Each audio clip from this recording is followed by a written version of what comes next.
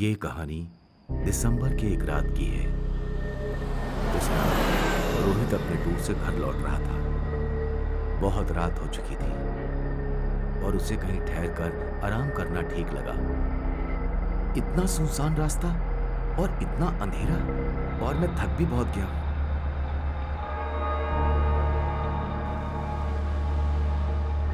Hotel Pearl villa, ये hotel ठीक लग रहा है, यहीं रात के लिए रुक जाता हूं। इस तरह रोहित को इस होटल का रूम नंबर 313 मिल गया।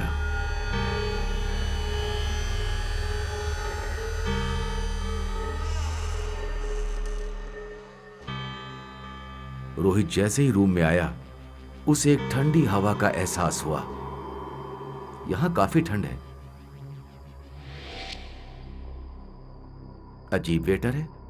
खैर, चेंज कर लेता हूं और फिर सो जाता हूं।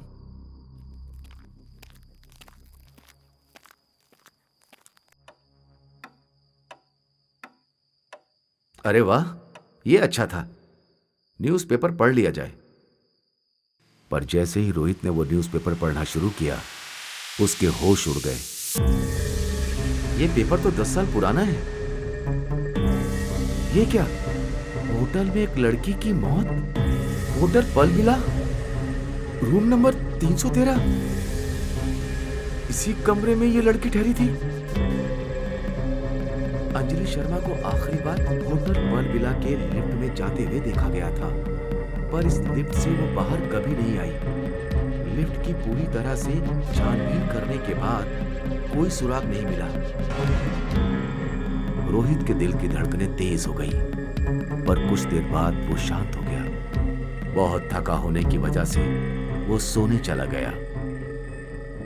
तो क्या हुआ? उसे मरे हुए 10 साल हो गए। बहुत ठंड है। और फिर आधी रात को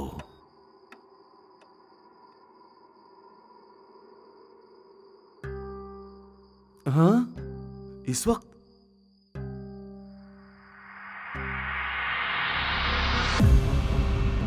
हेलो। मत रुको, खतरा है वहां। हेलो हेलो, कौन? एक भयानक शक्ति, कोई नहीं बचेगा। आप क्या कह रही हो? इसी वक्त रूम छोड़ दो, और कुछ भी हो जाए लिफ्ट से मत जाना।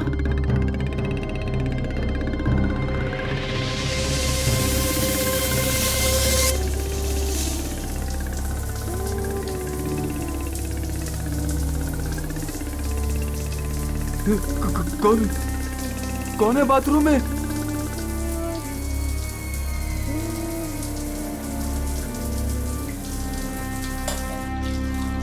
इस रूम में नहीं रहना मुझे। हेलो हेलो, रिसेप्शन, यहां नहीं रह सकता मैं।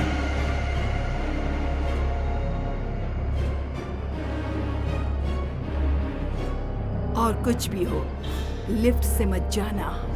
नहीं, लिफ्ट नहीं।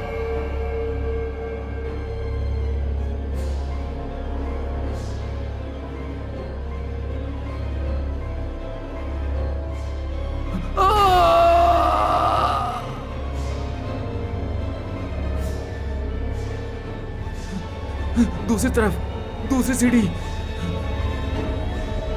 पर वो क्या था? क्या था? हे प्रभु, हे प्रभु, हे प्रभु।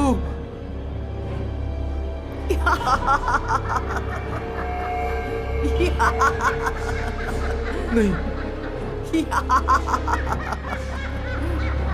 मेरा रूम।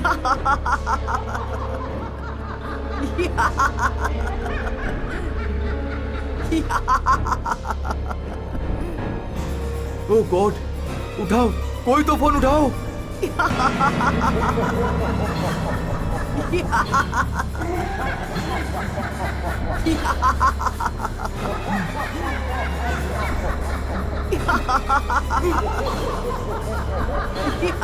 नहीं नहीं नहीं।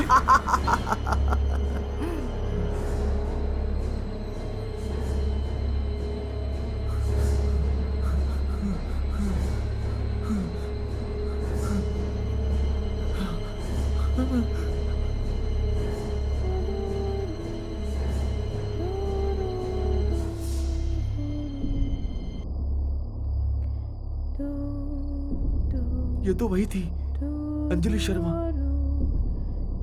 नहीं, मैं इस भूतिया होटल में नहीं रह सकता।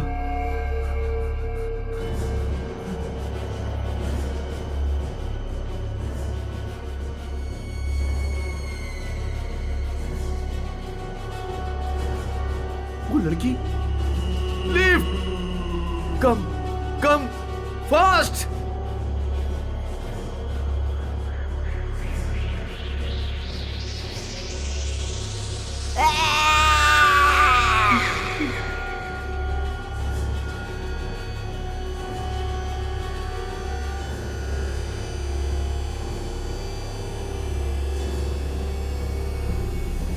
नहीं नहीं नहीं नहीं।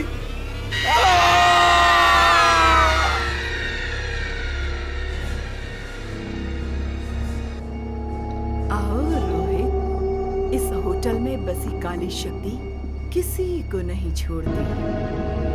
और इस तरह होटल परविला की काली शक्ति अपनी मेहमान की लिस्ट में एक और नाम जोड़ दिया, हमेशा हमेशा के लिए। कहानी है मननगढ़ के हवेली की। ये हवेली जो दिन में खंडर दिखती है, वो रात को अपने आप जिंदा हो जाती है। कोई भी गांव वाला इस हवेली के आसपास भी नहीं घूमता, क्योंकि इस हवेली से कोई जिंदा वापस लौटा ही नहीं। गांव वाले बूढ़े भीकू की कहानी सुनाते हैं। भीकू एक रात इस हवेली के पास से गुजर रहा था। वो हवेली की चकाचौंध देखकर हवेली के भीतर चला गया,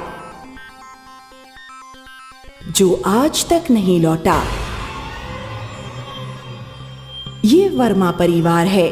गाड़ी चलाते ब्रिजेश वर्मा, बाजू में बैठी उनकी पत्नी नेहा वर्मा और पीछे की सीट पर बैठे बुजुर्ग शांति वर्मा और नरेश वर्मा। बेटा, और कितनी दूर है तेरा ससुराल? माँ, अब तक तो पहुंच जाना चाहिए था। लगता है अंधेरे में हम रास्ता भटक चुके हैं। अरे कोई नहीं बेटा, आगे कोई इंसान दिखे तो उससे रास्ता पूछ लेना। जी पापा। ब्रिजेश गाड़ी चलाता रहा। यहाँ तो कोई नहीं दिख रहा। माँ, मुझे आगे एक हवेली दिख रही है, वहां पहुंच सकते हैं। ठीक है, चलो वहीं जाते हैं। ब्रिजेश की गाड़ी हवेली के गेट में घुसते ही अजीबोगरीब आवाजें आना शुरू हो जाता है। लोमड़ी चिल्लाने लगी, चमगादड़ उड़ने लगे और एक उल्लू टुकुर टुकुर गाड़ी की ओर देखने लगा। ये हवेली तो बहुत डरावनी है। ये हवेली जंगल के बीचों बीच है। जंगली जानवर तो रहेंगे ही ना आसपास। बेटा, तू रास्ता पूछ के आ। ठीक है माँ। जैसे ही ब्रिजेश हवेली का दरवाजा खटखटाने वाला था, वो दरवाजा खुल गया और भीतर से एक अधेड़ उम्र का आदमी बाहर आया। हम जंगल में रास्ता भटक गए हैं।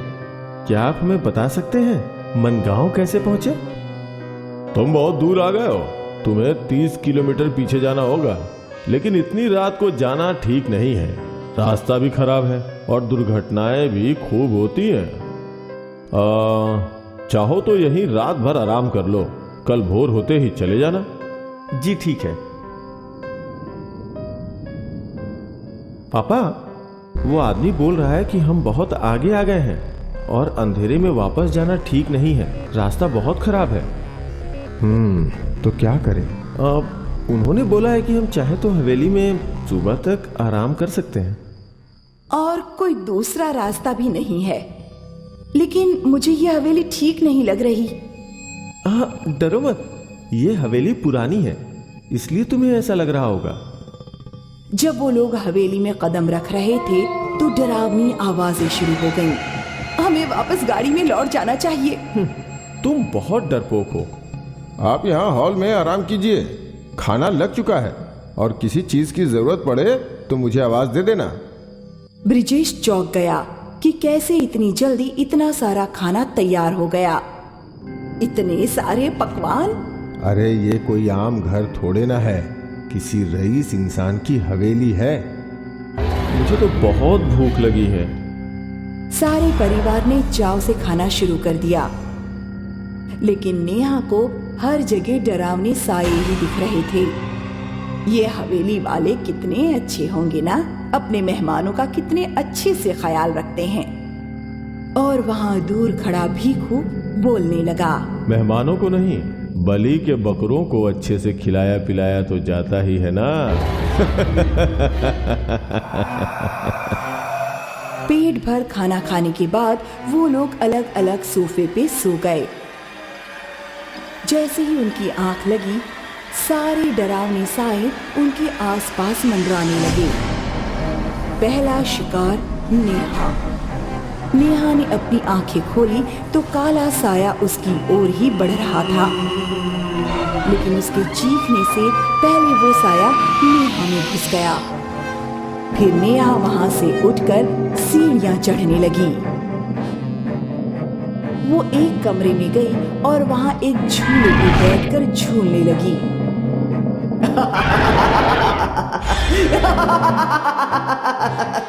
नेहा की हंसने की आवाज सुनकर ब्रिजेश उठ गया। ये अचानक नेहा इतनी जोर जोर से क्यों हंस रही है? वो भी सीढ़ियां चढ़ने लगा, लेकिन उसकी सीढ़ियां खत्म हो ही नहीं रही थीं। ये क्या हो रहा है? ब्रिजेश ने पीछे मुड़कर देखा तो उसके माँ पापा वहाँ नहीं थे। माँ पापा कहाँ गए सब? ब्रिजेश सीढ़ियां चढ़ता रहा, पर वो ऊपर नहीं पहुँच पा रहा था। ब्रिजेश की माँ आज भी वैसा ही दिखता है जैसा ये गांव 100 साल पहले था। ये हमारी जागीर है, भला इसे कौन बदल सकता है? वो देखो, वो गांव वालों की बस्ती। वो लोग तो और दूर चले गए। हमारा खौफ इन गांव वालों के दिलों में है। लेकिन ये वर्मा परिवार बिना हमारी इजाजत के हमारे घर में घुस गया। इसकी सजा तो इन्हें मिलेगी ही। ऐसा बोलकर शांति हवेली की छत से कूद गई।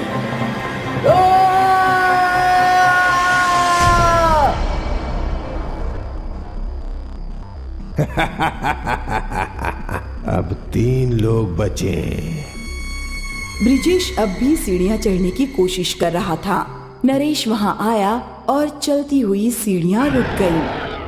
पापा पापा, माँ कहाँ है? वो तो चली गई। चली गई? पर कहाँ? जहां उसे जाना चाहिए था। ये क्या बोल रहे हैं पापा? मुझे कुछ समझ में नहीं आ रहा है। अब तू भी उसी के पास जाएगा। नरेश ने ब्रिजेश को हवा में उठा दिया, फिर उसे दीवार पर पटक दिया। पापा पापा, मैं आपका बेटा हूँ पापा। लेकिन मैं तेरा पापा नहीं हूँ। ऐसा बोल के उसे हवा में उठाकर उसकी रीढ़ की हड्डी तोड़ दी। फिर वो उस कमरे में गया जहां नेहा झूले पे बैठी थी। पापा, ये देखो, मैं अपने झूले पे बैठी हूँ।